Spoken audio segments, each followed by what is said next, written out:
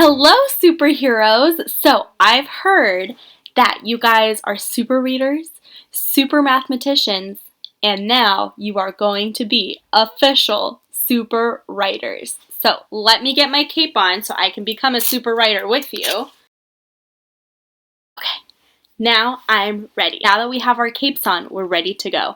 Today, we are going to use one of our superpowers that we have learned in writing, and that is the power of rereading. So you are going to pick a story, and you are going to reread that story with your super duper power pointer. I have mine right here ready to go. And when we reread our story, we are going to be thinking about a few things. Is this story interesting? Do I need to add more detail to this story? What can I do to make my story better? So, we are always looking to learn and we are always looking to improve. So, that's what we're going to do with our writing today using our amazing superpowers. Let me show you the story that I chose to revise, and we are going to rewrite it to make it so much more interesting. Alrighty, so this story might look familiar to some of you guys. I wrote this story last week when we were counting our sight words. So I have my power pointer here ready to go. We are going to reread the story together. If you want to challenge your reading, you can mute me or turn the volume all the way down and read whatever word I'm pointing to by yourself. If not, you're going to read along with me. When I was riding my bike at the park, I saw a bunny hopping in the grass. I was so excited. I tried to follow the bunny, but the bunny was too fast for me. So some of you might be thinking, Miss Marietta, that story is so good. It has a lot of detail. You had 20 sight words. How can you make this better? Well, let me tell you. So in a story, there are different parts. It's called parts of a story. There are 3 main parts of a story. Do you guys remember what those are? I'll give you a second to think. It is the beginning, the middle, and the end. In my story, when I'm reading it, it's kind of hard to tell where is the beginning. Well, the beginning is sometimes easy to find because it's the very first part of the story. It's the first part that we're explaining that was happening. So when I was riding my bike at the park, I saw a bunny hopping in the grass. Maybe that's the beginning. It's hard to tell where the middle is because the next part says, I was so excited. I tried to follow the bunny, but the bunny was too fast for me. So, where is the middle and where is the end? It kind of makes it tricky for the person who's reading our stories to detect where is the beginning, where is the middle, and where is the end. So how can we include that into our writing? We can do that by using something called transition words. Some of my friends might be familiar with this idea of transition words. When we were making how-to books, we learned to add in a word whenever we were moving on to the next step.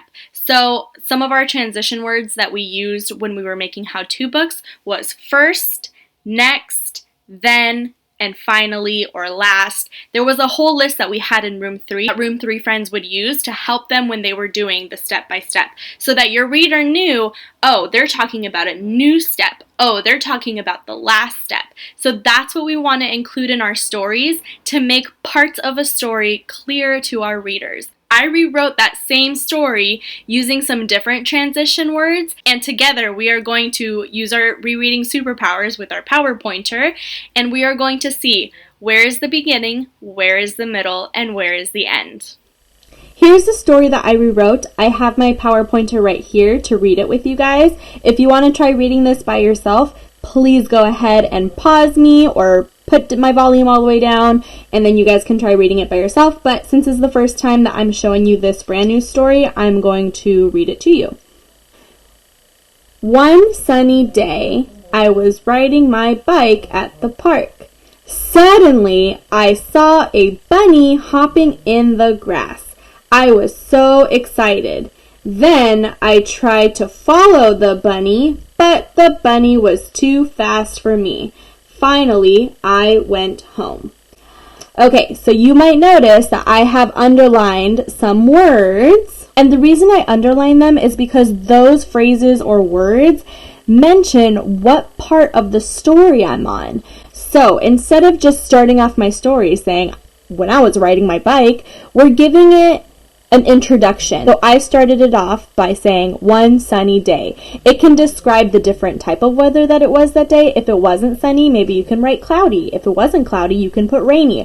Whatever is going to match your story.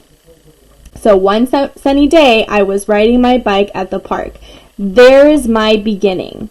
So this word, suddenly, shows that we're getting to the middle part of the story. The middle part is usually where the problem is or the exciting part happens. This is when something is happening in the story. So this is telling our readers like, oh my goodness, the story is about to get good.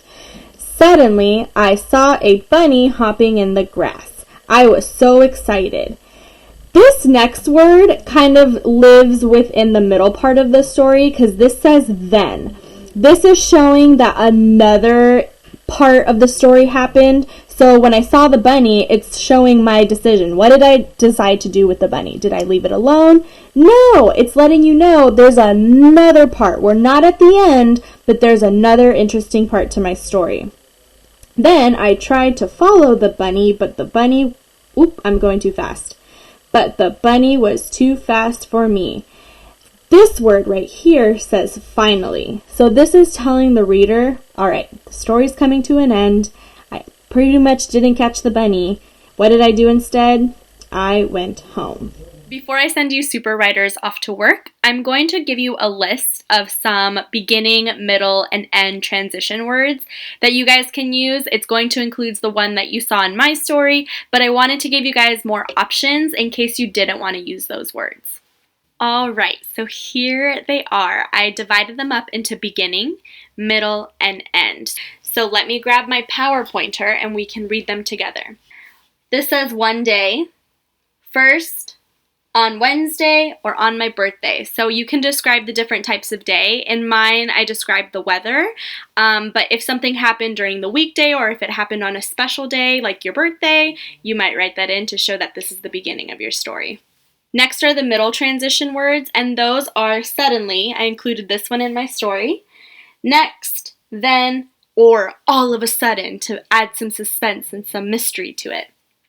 And then for our end transition words, you can use the words finally, lastly, at last, or in the end. All right, super writers, you are going to go and use your super rereading powers and reread a story that you've already written and think about how can you write it again using these transition words. I will leave this up here for a few seconds so you guys can pause it and you can write them down, make a chart for yourself, or you can use them to look back on when you're doing your writing.